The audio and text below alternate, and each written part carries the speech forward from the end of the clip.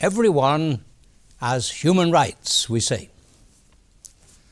We're all born free, and we're all born equal. And everyone has a right to life. And we have a right not to be slaves to anyone.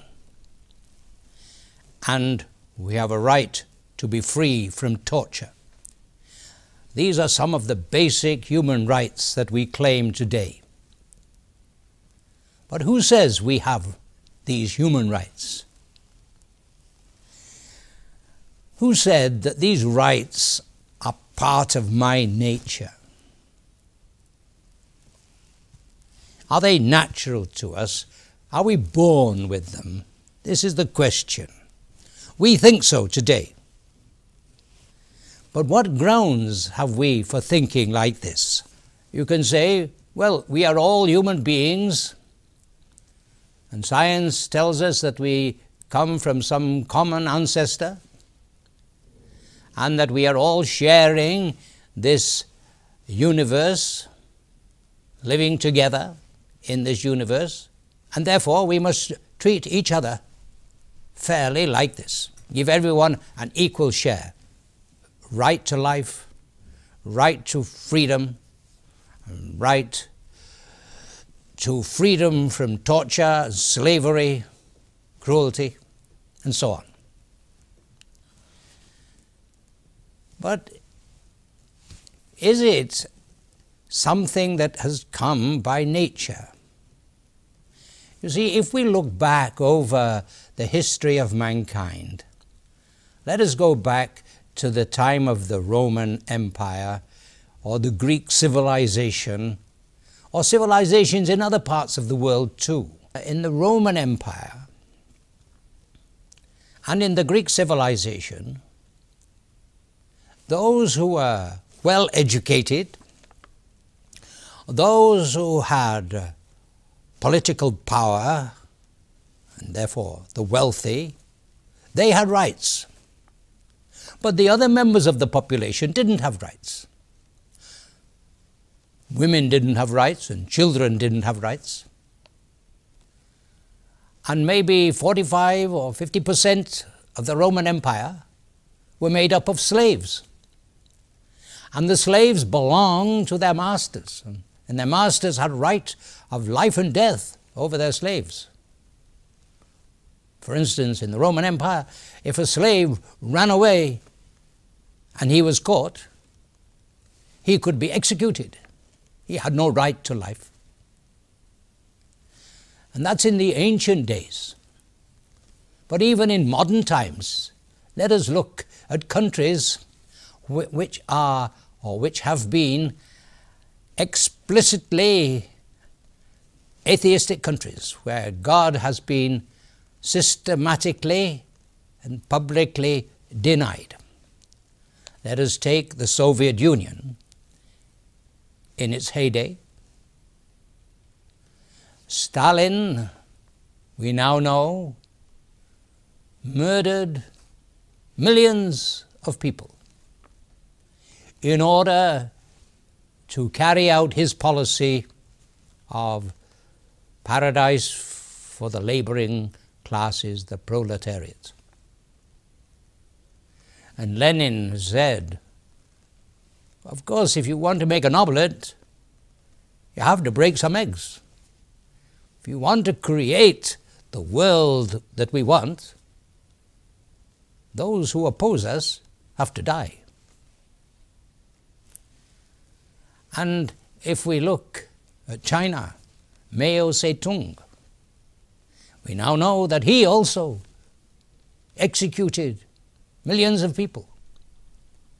Those who opposed his plans, they had no right to live.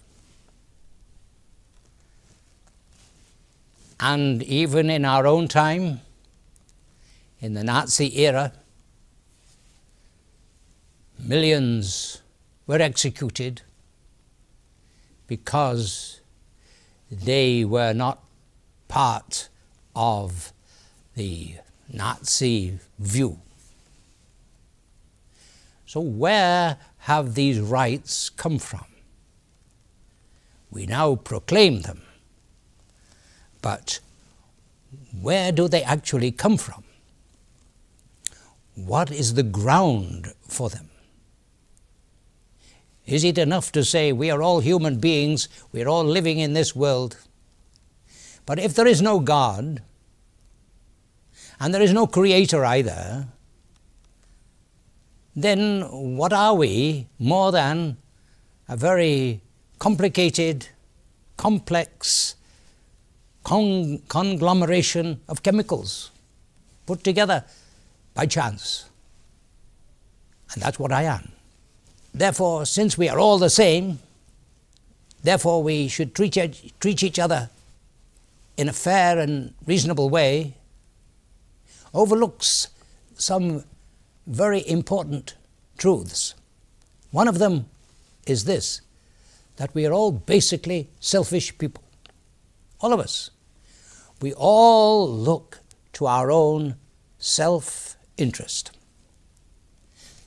You might say that's part of our human nature. And the history of the human race shows how those who are powerful exploit other people for their own advantage. So does it matter what we really think and what we really believe about the human race? Why should I not see you as a rival to me in the face of few facilities that if I share with you, then I lose for myself? Why do we not see each other as rivals? And very often we do. We war with one another for limited facilities. Why should I give to you? I want for myself. And if you get sick, why should I care for you? I have my own life to live. I only have one life, and why should I spend it looking after you?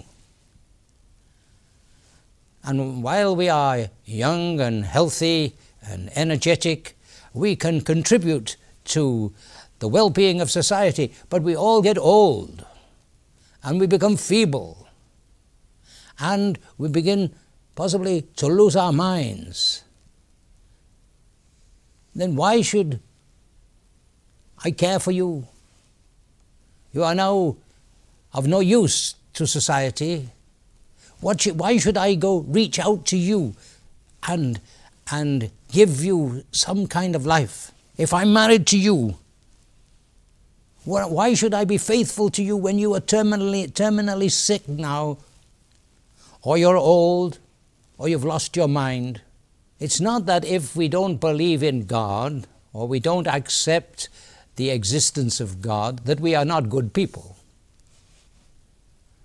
There are many very good people who don't believe in God. They are kind to others.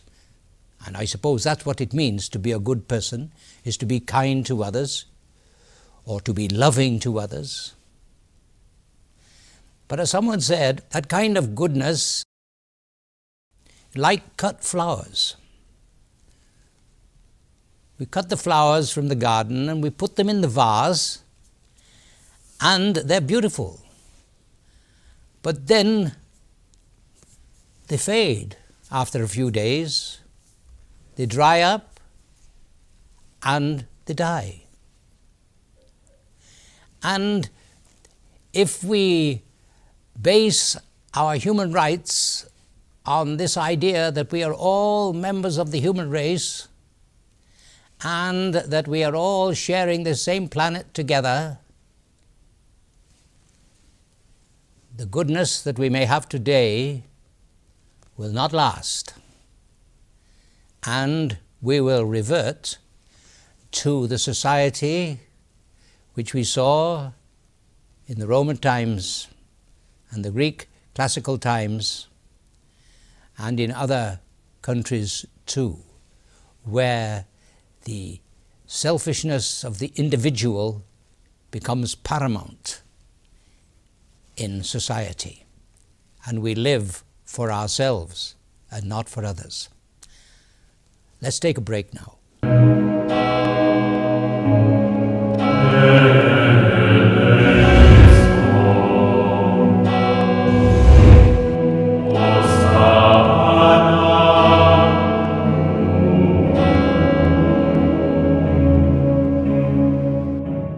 Welcome back to the Word of God.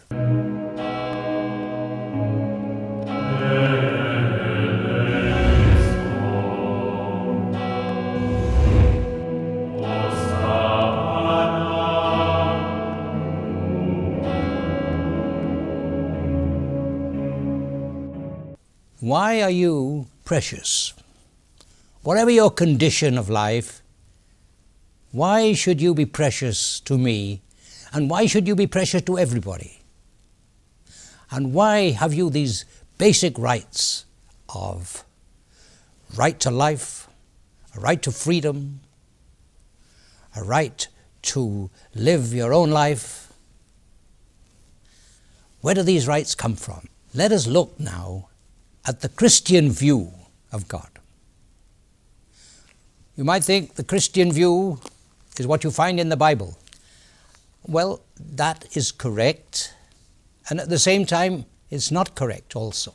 In the letter to the Hebrews, we read this: in the past, God spoke to our ancestors many times and in many ways through the prophets. He didn't speak to us directly. He spoke to us through the prophets. Now, the prophets were men who had never seen God. They were men who really didn't know who God really was. They knew something about God through their prayer, through their meditation, and through the inspirations that they received. They gathered some truths about God, but they didn't have a complete knowledge of God. And like every one of us, they had their own prejudices. Every human being has prejudices. Ideas which we take without much critical thinking. Some prejudices are very intelligent prejudices, and others are not intelligent. And the prophets of the Old Testament, they all thought that God hated wicked people. And many people today think God hates wicked people, and that He will destroy sinners. And even today, many people think that God will destroy sinners. And so what they said about God in the Old Testament, it contains also sometimes their wrong ideas about God. But as the letter to the Hebrews tells us, in our times, God has spoken to us through His Son, through His own Son. Not that God is married, not in a sexual way that He has a son. God is God. And His Son is equal to the Father. And He has come into this world, and He has spoken to us, and He has told us about God. And His Son's name is Jesus. Jesus is the great teacher in the world. He is the one who teaches the truth about God. And He had to correct the prophets of the Old Testament. For instance, He said, you heard it said in the past, this and this, but I tell you. He spoke with authority because He was the Son of God. And He is the one, the letter to the Hebrews tells us, through whom God created the universe. the one whom God has chosen to possess all things at the end. And he has come and he has explained to us the nature of God. And what is the view of God that Jesus Christ has taught us? He is the supreme being, as we have seen, the one who exists because he is, simply. And he is the cause of the universe which we experience today. He needs nothing. He is complete in himself. He doesn't need the universe. He doesn't need you. He doesn't need me. He doesn't need anyone.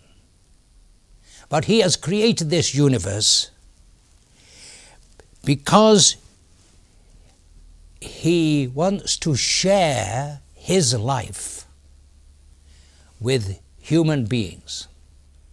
He has made us, as the prophets of the Old Testament, the Bible, tell us, he has made us in his own image and likeness, so that we in some way resemble God.